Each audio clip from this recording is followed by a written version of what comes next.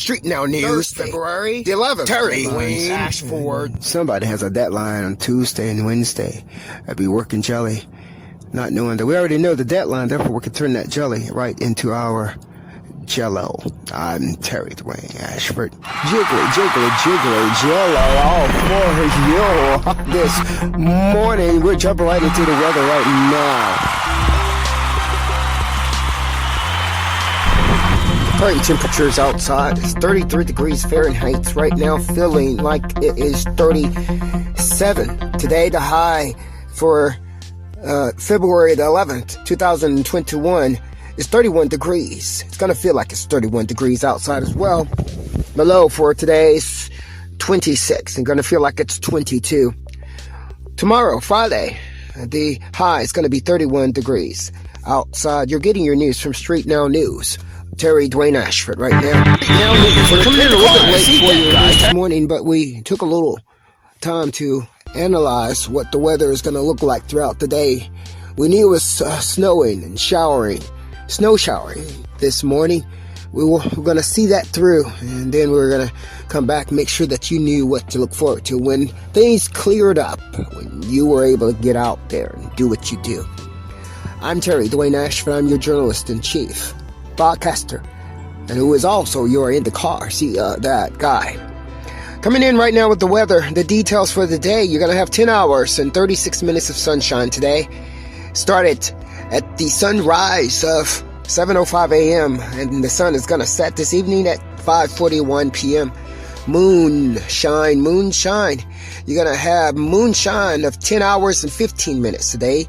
That's going to rise at 7:21 a.m. and set at 5:36 p.m. Again, the temperature is 33 degrees Fahrenheit right now as we give you news from StreetNOW News. Terry Dwayne Ashford in the car. See that guy here in Washington, D.C., right here, the corner of 16th Street and Kennedy Street, Northwest Washington, D.C., at the evacuation route, right down 16th Street. Interesting, huh? Feels like it's 37 degrees outside, although it is 33, and the wind is breezing at 2 miles per hour going northwest. If there is a gust today, the gust is going to be up to 5 miles per hour. Humidity right now is 94%. Slightly dry if you're staying indoors at 40%. 46 is going to be our AQI today, Air Quality Index, which summarizes an acceptable rating for most individuals to hang out outdoors. We do always give reference to the groups that are considered sensitive groups that might experience minor to moderate symptoms due to long-term exposure. Thank you to Plume Labs that's working with AccuWeather, who helps us with this AQI data. AQI, remember AQI deals with pollutions of the air. There are also other things that's going on in the air that you're breathing into your nostrils that makes a difference as well, like pollen. Let's give you some tree pollen, some ragweed pollen, some mold pollen, some grass pollen counts for today to help you manage your allergies. All of those are low. Grass pollen low, mold pollen low, ragweed low, and tree pollen low. Dust and dander, however, is high for today. Throughout the week, the dust and dander appears to be high, and the pollen count for high means that most of the allergy sufferers will experience symptoms that include stuffy nose, watery eyes, and congestion. So we are providing you with these updates so that you can plan your medications accordingly and limit the time in those conditions. Dust and dander is high. For all the others, it's low. The pollen count in those areas will be acceptable for most individuals experiencing little to no symptoms. So for those who only have those allergic reactions to tree pollen, ragweed, mold, and grass, you enjoy your day outside.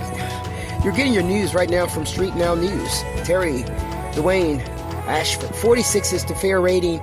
there, and that means that generally for the air quality and the pollutions in terms of the particle matters that are smaller than the pollen. We're looking at those things that are hair-like size and smaller than that, goes into your nose, and it's easier for them to smoosh their way right into your lungs and right into your respiratory system and right into your heart, causing or at least anomalies with Indacarseat, DatGuY, Terry, Dwayne, Ashford, the circulation of your blood, your body, and all that stuff. So that is why we're bringing it to you. 46 is the AQI, and that's fair quality for today. You're getting your news again from StreetNOW News. We're going to check and see if there's any more snow coming down the pipelines as we're looking at the outlook and on the endpoint of the forecast for the winter weather storm. Looks like that there's little to no accumulation today. For today, there is some snowfall that's going to be expected somewhere between today and tomorrow, about an inch or two, but that's only 48% chance. Also, we're getting our winter cast here from AccuWeather. Thank you so much, AccuWeather, for this. Now, although we are expecting some the snowfall, we're also expecting little to no accumulation of that snow between Friday and Saturday. Now, there is going to be a coating of an inch expected Saturday through Sunday, too. And that coating is going to be about 72% chance that will happen. You're getting your news from StreetNOW News. Terry, Dwayne, Ashford, Indacarseat, DatGuY.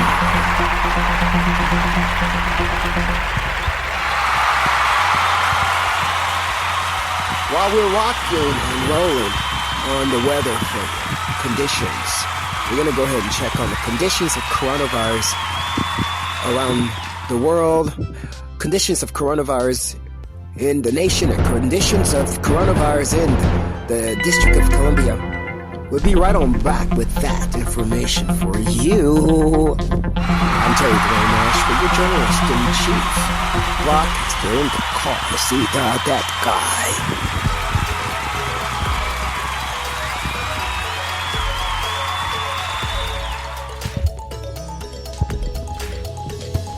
Back to those coronavirus cases, confirmed cases in Washington, D.C. They're showing that the total confirmed cases in Washington, D.C. is an increase of 67, just 67. So that's pretty good comparison to before. It was in the triple digits on a daily basis there. And today it looks like there's an increase of just 67 today, which gives us a total confirmed cases of 38,348 in Washington, D.C. In the United States, we have a total increase overnight of 1,034. That's fairly decent as well. 1,034 contracted, was infected with the coronavirus overnight. That's an addition, and that's confirmed cases in the United States of America of 27,163,578. Now, when we speak of Washington, D.C., in terms of this coronavirus, we are speaking of the District of Columbia, knowing that the District of Columbia includes the Commonwealth of Virginia and also includes the state of Maryland.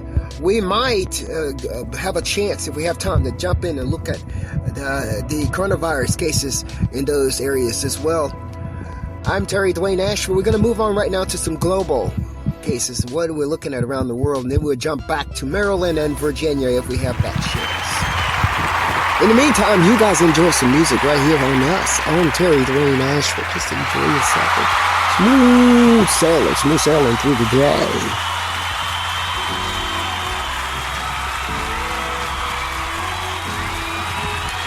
You're with StreetNOW News. Terry Dwayne Ashford. A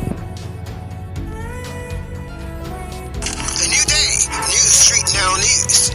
Terry Dwayne Ashford. We're bringing goes by no other name other you with that coronavirus globally around the world. We are seeing a total number globally that's been impacted by coronavirus, COVID-19. It's 107 million. See a total recovered 60 million, and we see a total death 2.35 million. Looking at the number of the nations with the most coronavirus, we have the same top 5 again: United States, India, Brazil, United Kingdom, and Russia. Now, the data we're providing you was updated within less than 2 hours ago. We want to inform you of that. We take caution to attempt to give you the most accurate information, news that we can. The coronavirus case daily change, and as of February the 9th is what is the latest that we have here. Yeah, the latest that we have is February 9th. Shows new cases 304, 166 as of that day. 7-day average 453,632. Let us correct that and make sure we got it correct in pronunciation and giving you the correct number of new cases. We did say 304, 166. That means 304,166 for February 9th, and a 7-day average of 453,632 new cases worldwide on an average.